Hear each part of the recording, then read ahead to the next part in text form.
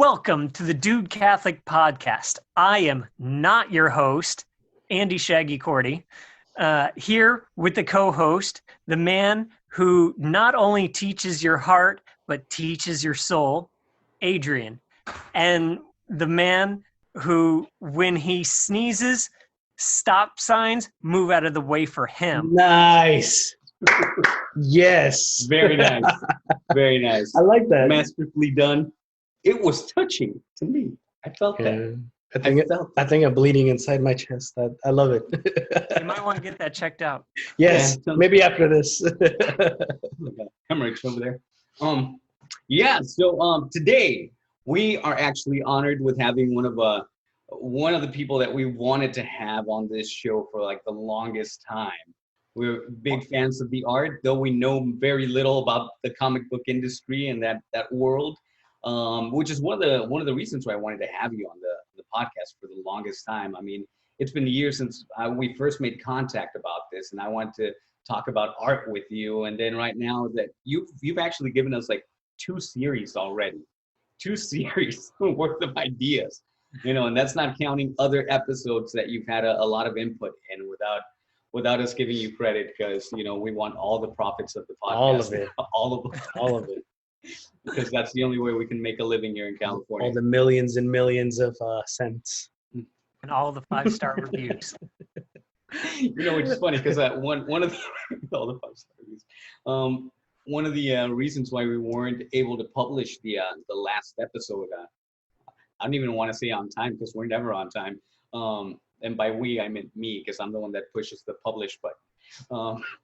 One of the reasons was that I had old card information, so it didn't go through, and we're like, what the heck, what's going on?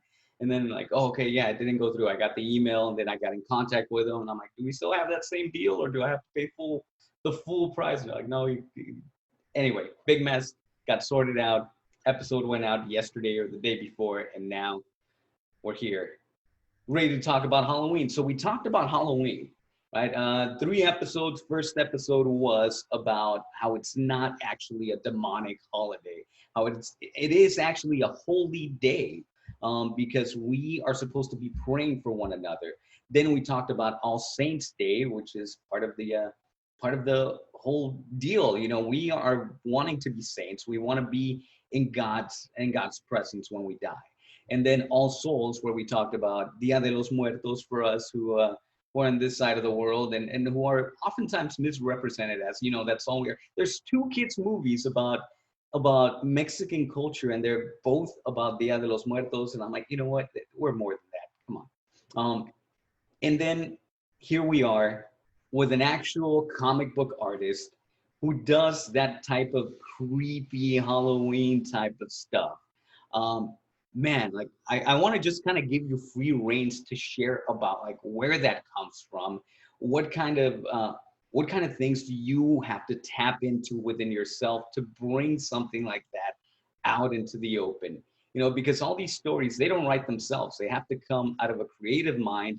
And what's the inspiration behind all those things? So they really do come out of nowhere. Like they write themselves. And like a lot of people have asked, like, what's your creative inspiration and blah, blah, blah, or what's your reasoning for making comics? For me, it's these stories have to be told. And I do a lot of horror comics. I'm mostly known for horror and comedy. I do delve into the superhero realm, but I don't work for Marvel. I don't work for DC. Given the chance, would I?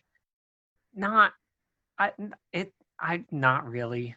Like, there'd be some things that'd be fun to work on, but I don't really want that. I want to tell my stories, and not so much I want to. I have to. I primarily work for Empire Comics Lab.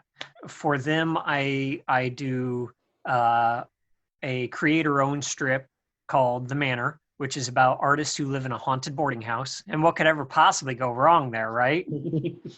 It is based off of me and my family and my friends and my actual house, which may or may not be haunted.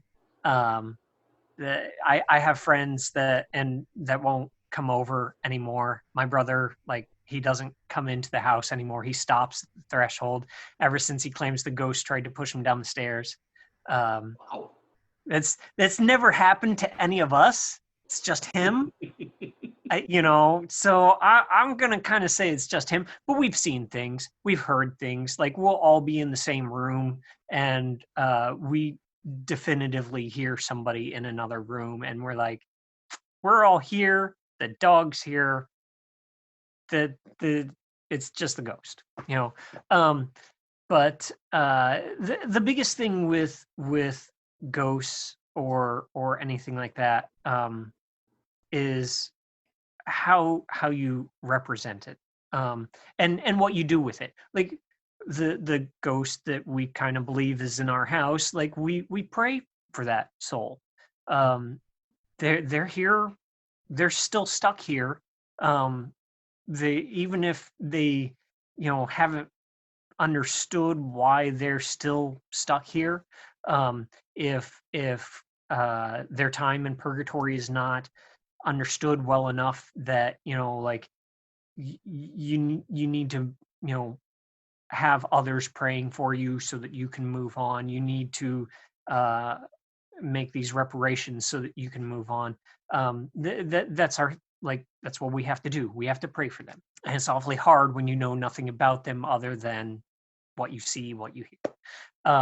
But I also work on Cemetery Plots, which is like a horror anthology. It's very much in the vein of Tales from the Crypt, Vault of Nice. Terror, things like that. It's all black and white, just like the old comics used to be. It's but like, with the stories that I work on and things like that, I approach the monsters and things like that of the stories as they're a variety of sins. When people ask, are vampires real? I always reply, yes, they're real. But they're not real like they are in the movies or in the books. They're the person in your life. Hi, kiddo. They're the person in your life that feeds off of your soul. They're the person in your life that slowly is turning you into them, because that's what a vampire does, right? Like, they don't just feed off of you once and throw you away. They slowly feed off of you. They slowly turn you into them. And different other monsters are other aspects of our sins. Anyone who's read Frankenstein understands that, like, the monster is the it's our vanity. It's created in our pride and our desire to do what we want. And one of the things that Frankenstein's monster even says is that man was made in God's image, but I was made in man's, and man is ugly on the inside, and so I'm ugly on the outside. Werewolves are another, that's our passions becoming too strong, and sinful. It's more of the lust and the anger and the zombies can be taken a whole bunch of different ways, Oh yeah. which I'm pretty certain that media has pretty well exhausted at this point. How I do many have a seasons zombie. of that show do we need? But I mean, there's plenty of different things that can be done with zombies as well. Like, in the manor, I have a zombie. He's the former owner of the house, and he keeps coming back no matter how many times he gets bashed in the head or his head gets cut off or whatever. Like, he keeps coming back because he's a slightly different kind of zombie. He made a deal, and his deal is or his driving force is greed. Like, there's a treasure within the manor that he's got to find. But the thing is, he never understands what the treasure really is. So, but I won't spoil that because I want people to, check out the books and things. Oh like yeah, that. that's the whole point, not knowing. But I also work for FSK Comics, which is Freestyle Comics. There, I'm an editor for them. I'm working on a book that is not out yet, but it's very kung fu and superhero oriented. It's going to be really awesome. Cool, very nice. See, we kind of dig the kung fu flicks. I remember Nice. when back in '08 when Ip Man first came out, I'm like, oh man, like this is the coolest thing I've seen since Bruce Lee. Yeah. It's about Bruce Lee's teacher, so go figure. Yeah, no, I mean you were touching on something that I've been dwelling on for years too, which is all those thoughts about monsters. I mean, you were talking about Dracula. I'm like, I thought about that. Like, so the race is on. Either you write the book or I do, because that kind of stuff needs to be out there. I don't think I've ever seen a book about monsters and relating that to the faith, because that's truly what it is. I mean, back when all these stories were new, people were very much into the faith, and the culture was very much, I don't want to say tainted, that's horrible, but it was very much guided by the faith. Well, that's key right there in what you were saying. there were also some uses of monsters as not just parables and warnings to people, but ways to scare people and keep them in line and things like that. But the same thing with monsters can be compared with like all the other things of supernatural, like Saint Joan of Arc chastised a priest because he went and cut down this one tree because the tree was said to be a home to fairies, and she's like, you may not, or like you can't cut down that tree. It's not yours. That's their home. God still created them, even though they're not man nor beast. God still created them. They still have to be somewhere. I don't know how absolutely true that is, that story, but I mean, it still makes sense to like, you don't hate somebody because of their sin. You just hate the sin. You help them get back on the right track. You slowly reform them, if you can. It's not even always up to you. Sometimes it's that you just need to plant that seed, and somebody else needs to water it, somebody else needs to till it, somebody else needs to weed it, somebody else needs to fertilize it, but yeah, sometimes it's just being the person to see the man through the monster. And a lot of the times the monster is not so much even the person that wrote the story. Maybe that's just an observation of the world around us. Maybe that's a cautionary tale. Maybe that's whatever it is, that's pointing back to the reader, so that the reader may realize that's kind of like we are always quoting C.S. Lewis, right? We've been there all along. Yeah. We've been it all along. And that's, I don't know, that's the part that gives me chills whenever I think about something that I'm reading and I'm like, this character is awful. And so am I. Yeah. Good characters should, like you should always latch on to like a good character, but at the same time, like a good villain should still make you really feel for that villain, Yeah. like they don't have to have necessarily a troubled past, but you have to feel for them. Like, okay, so Masters of the Universe comics are what actually taught me how to read. So Skeletor. You love to hate Skeletor. Yes. Why? Because right here.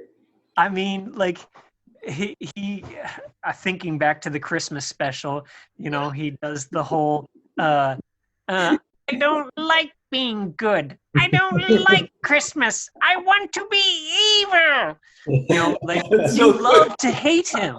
You know, but when you find out like about Skeletor's past, like you find out that you know, like he was King Duncan's brother, and he joined the Horde, and he ended up betraying Hordak because Hordak started going down the path of you know, mechanical, and Skeletor stayed true to the faith. He stayed true to the magic, you know, and he betrayed Hordak over that. And yeah, I mean, some of that was because he wanted Eternia for himself, but you know, like he's the one that stole He-Man's sister, who became She-Ra. He's the, you know, like, but there's still that soft spot in his heart because he saves those two kids and their dog.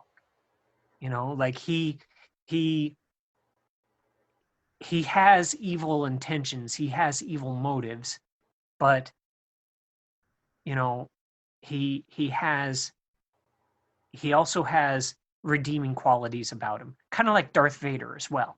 You Yeah. know, Or the Grinch.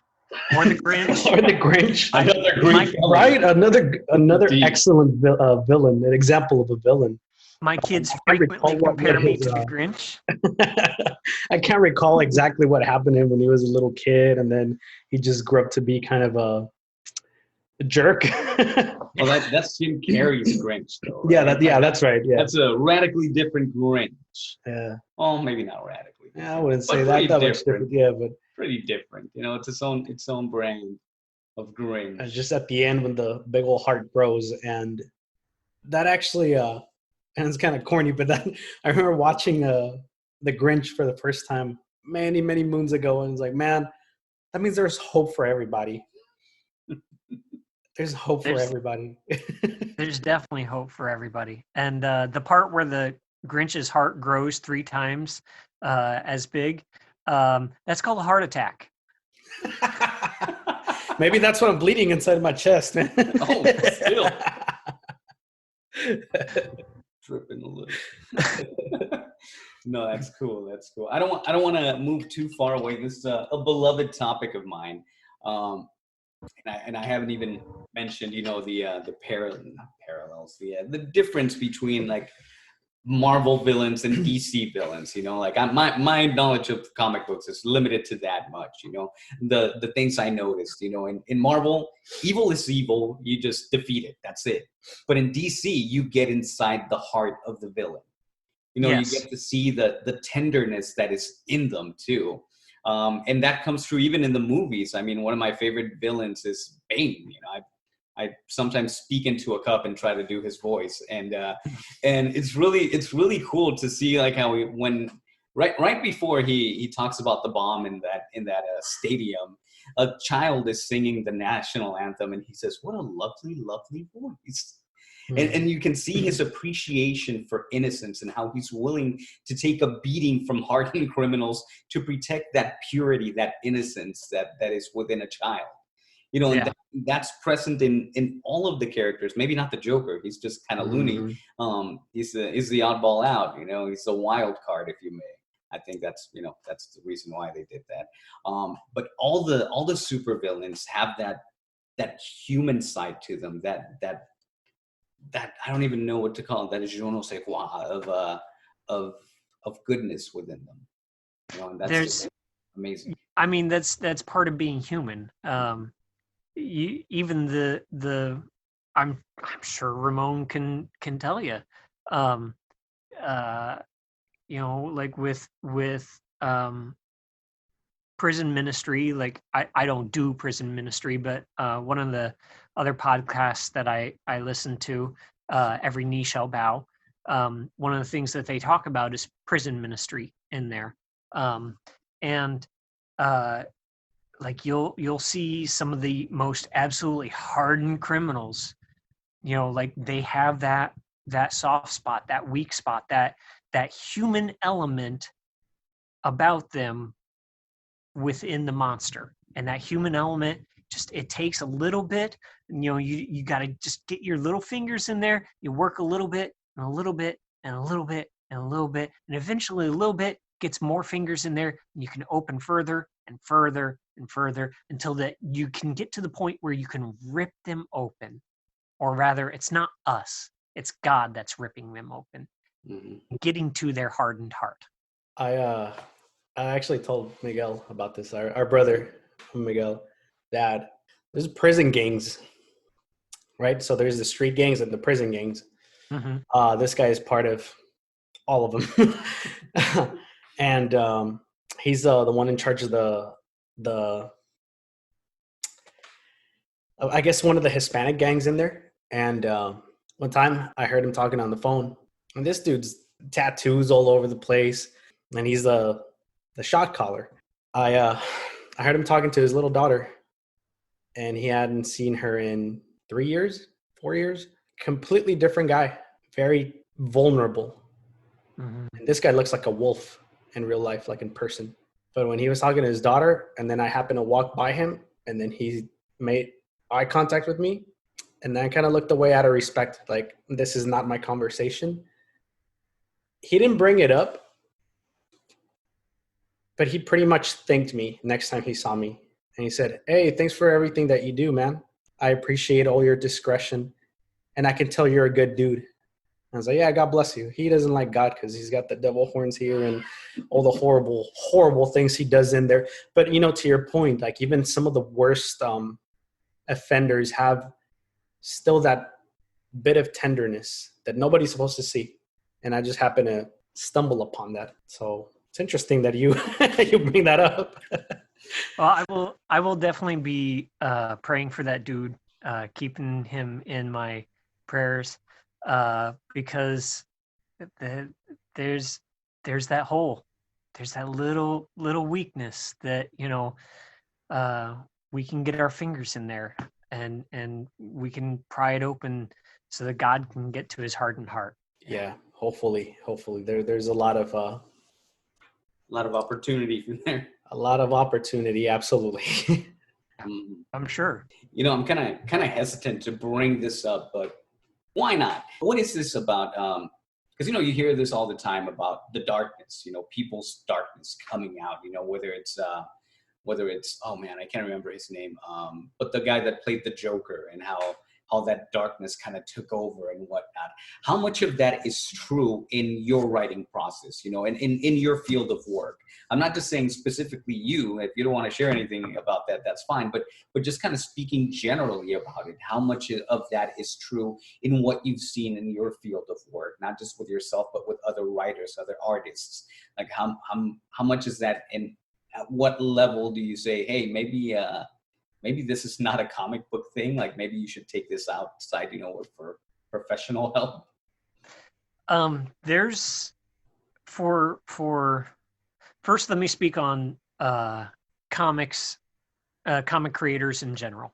For the most part, people drawing on their own inner darkness, it's over amplified from what you actually see. Like you may get a writer who because in the comic industry, most people don't do what I do, where you take the whole project from start to finish. That's not to say I do that for every project I do, but for a lot of them, I'm not just a little piece. I'm the whole thing. But with a lot of creators, for let's say the writer, they may take some dark story in their life, which is not necessarily their story. Maybe it's somebody else's story that was in their life, and they push it, or they give those certain attributes to a character, or they amplify it for the good of a story. Let's face it. How many millions of people has the Joker killed? I mean, in all honesty, he would have been caught many people ago. He would have been executed many people ago. because even as a Catholic standing, like death penalty is not an option. But when there's somebody so incredibly evil, and it is a necessity to save someone else's life, that's defense. That's not, and so it's good storytelling. It's not because, oh wow, this like this writer's actually a murderer, or like this artist who drew these things are actually like very disturbed and have corpses in their house that they're studying or anything like that. No, I mean, I people people do draw upon dark places in their life. I will admit that I draw from dark places in my life as well. But for me, it's not so much in storytelling as it is driving force. Mhm. That's where I use my darkness more than anything. Is I use my darkness as a fuel for the fire rather than a story to tell. Now, I will have to say that an unfortunate circumstance happened at one point. I was doing a story in the manor where I was one of the characters is having a miscarriage. Because the manor, while it's a horror comedy, I like to touch on all aspects of horror. It's not just monsters. It's not just monsters as an aspect of sin. Sometimes it's the psychological horror. Sometimes it is the absolute feeling of helplessness, because that's the real horror, right? Like when when I was doing this story about one of the characters having a miscarriage, though, my wife and I had a miscarriage with what would have been our last child, which was really hard. It kind of brought the comic strip to a screeching halt, not because a lack of creativity, but because I just needed some time. That's not to say that I haven't done more strips and things like that, but it was just ill-timed on both ends. Had I not been doing that story at the time of having the miscarriage, had I not had the miscarriage, not that I had the miscarriage, had we not had the miscarriage at the time of doing that story, I think I could have continued on. But I just had to take a big break because it was too true to life at the moment. And a lot of the follow-up strips that came after that were a lot of my own personal thoughts and feelings about what went on, like during the miscarriage, like how I acted myself, the thoughts that I was having, the emotions that were running through me, what I was doing, what I needed to do, what I, and it was hard, but like other stories in the manor where there's a ghost chicken in the manor named Poultrygeist. Yes. Right. Yes. That exists. and Poultrygeist, because the dad jokes are in this strip as well. We lost Adrian. He fell out of his chair. Oh, what are you doing to me? All right, sorry about that. So I did a story where Poultrygeist dies, and you're kind of like, well, how does a ghost die? I had another ghost, which was kind of based off of Jason Voorhees, where I was like, the ghost is going to have a machete, but I didn't want it, like I wanted to do my takeoff of Jason. And I was like, okay, well, Jason wears a jumpsuit and he wears a hockey mask and he carries around a machete. What can I do with any of those things? And so I stuck with the machete, and I put him, I made his, instead of a hockey mask, it's the, what are the sugar skulls called? Oh, the calaveras. Yes. Yes, thank you.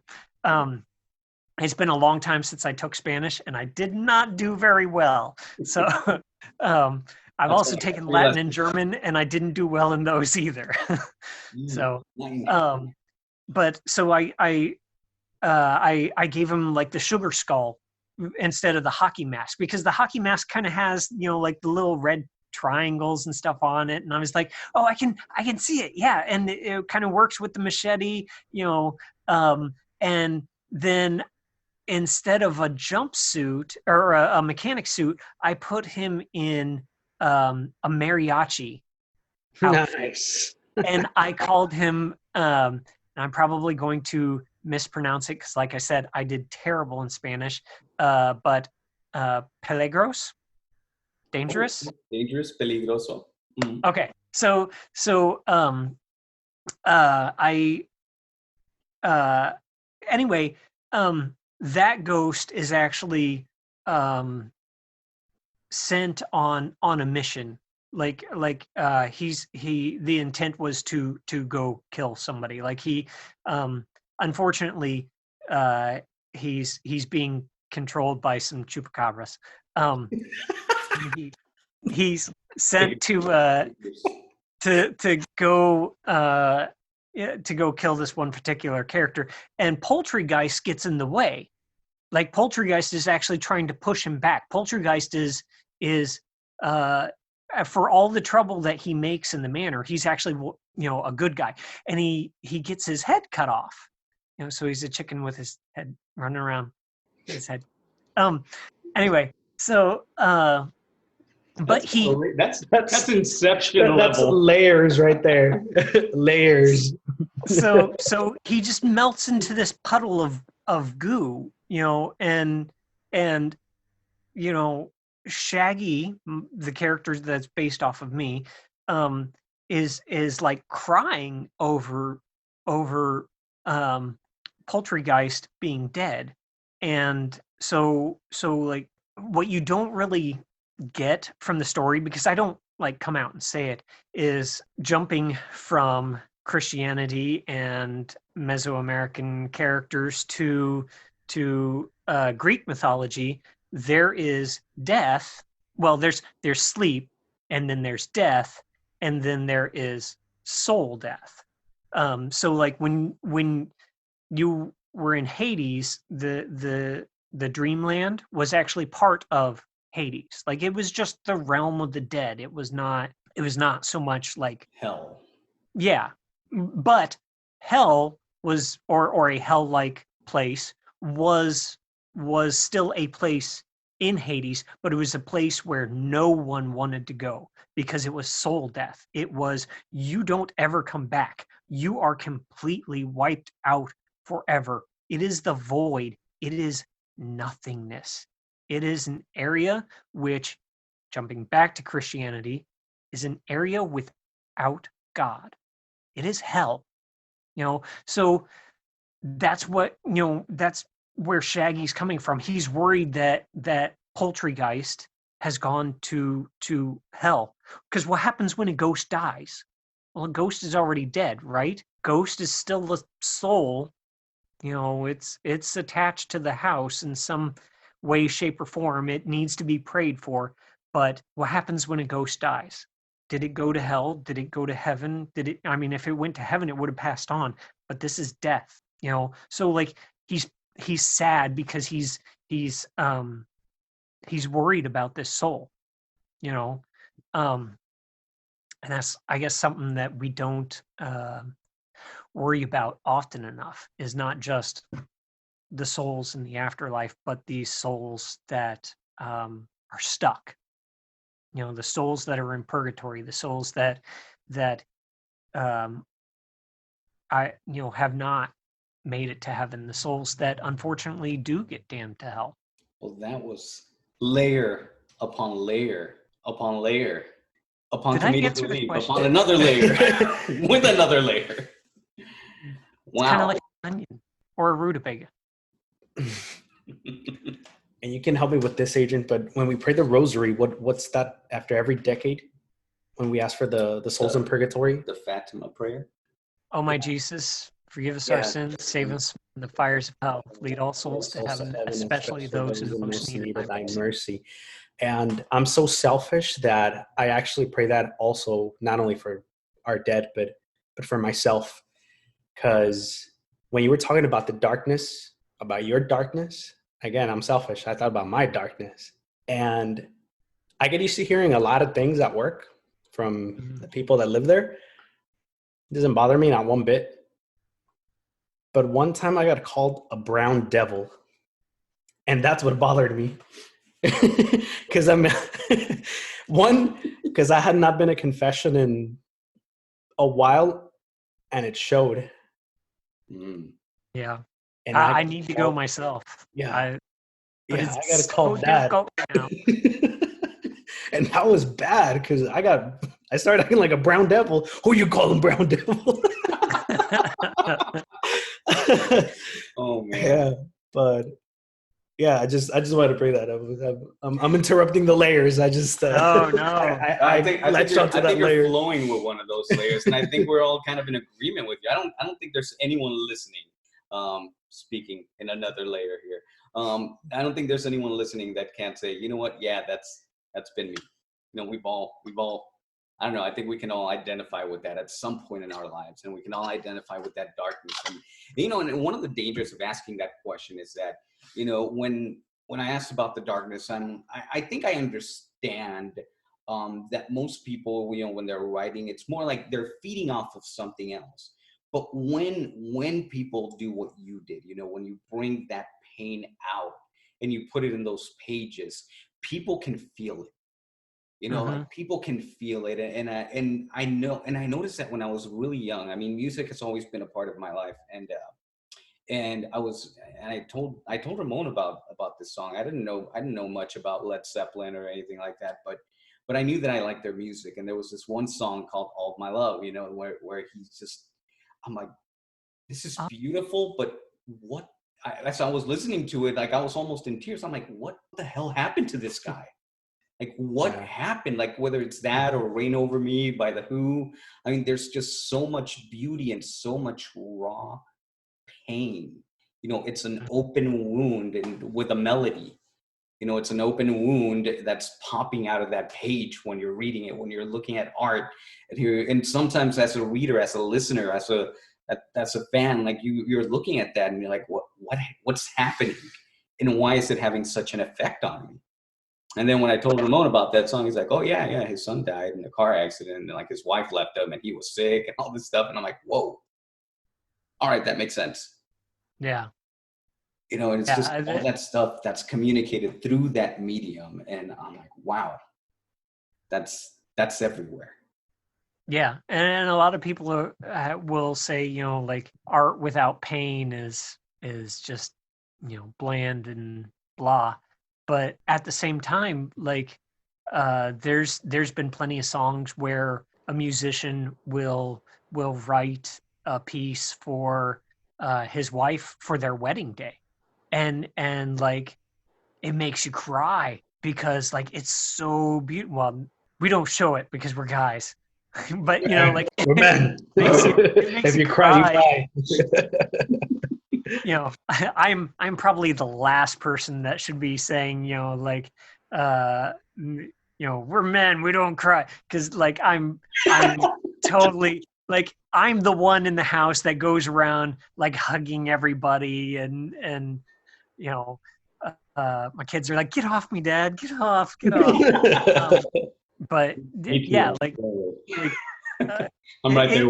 Like you tear up, you're holding it back, but like because you start thinking back to your wedding day, or you start thinking about how nice if you're single, or like you can think to a sibling's wedding or something like that, like how beautiful it was, like how much love is absolutely outpoured. And yeah, there's a lot of the best stuff really comes from tragedy, it seems like. But the stuff that really makes you cry is the stuff that actually comes from love. Yeah, Hmm.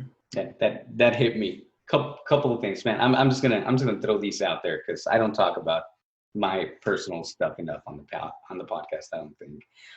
But yeah, a few days ago, my oldest, my 12-year-old Sophia, she's on my little one and I. We always like snuggle. She's just like, hey, want to snuggle? I'm like, okay, yeah. So we sit down. She's on her iPad and like whatever. And this time, my 12-year-old, after not doing this for years, she just comes over and she lays down next to me. I just put my arm around her and I had my other arm around my 6-year-old, and my wife walks in and she's like, oh. And at that point, I'm just in bliss, like just there with my littles, and my heart was full. It's this kind of stuff. And then yesterday, my wife and I were watching a movie with Adam Sandler where he's the father of the bride. I don't even remember the name of the movie, but I teared up because this whole movie, I mean, it's a hilarious movie with golden moments in it. Probably not the best for kids, um, but there he is, screwing up left and right, just trying to do this one last thing before giving his daughter away. And that just broke me when I was watching it, and I'm like, dude, yes. Yeah. And we can be big men all we want, but there is that one little opening, and God doesn't just peek through that hole. He tears it open, and he says, this is what I feel when I look at you. This is what I feel when I see you doing right. And this is the pain I feel when I know that you could be doing better.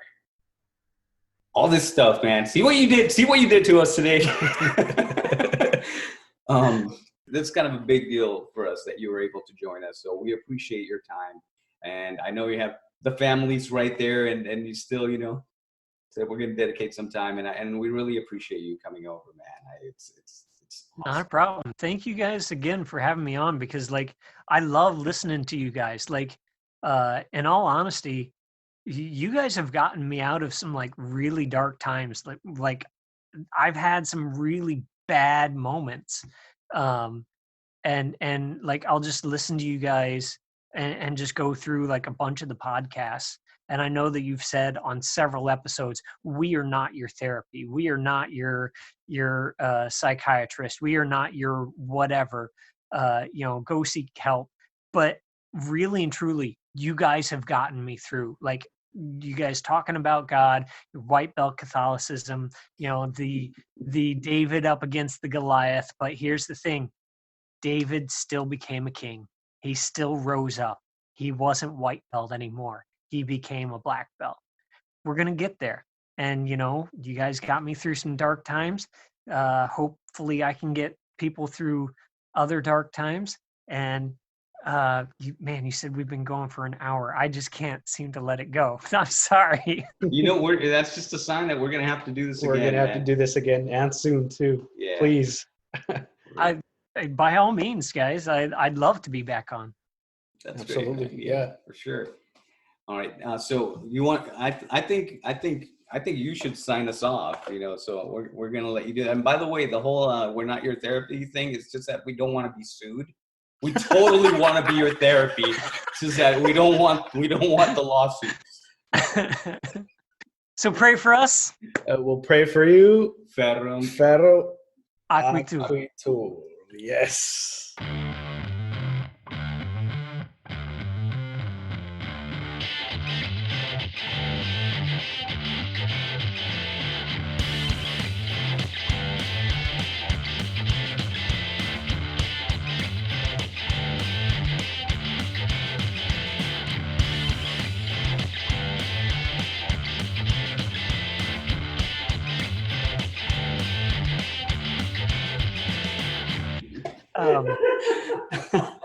We lost Adrian. He fell out of his chair.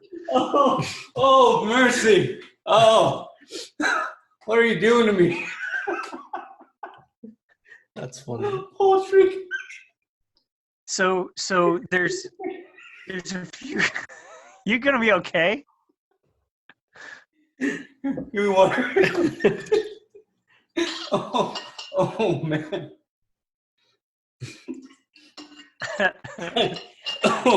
Oh mercy. Okay. All right. Sorry about that.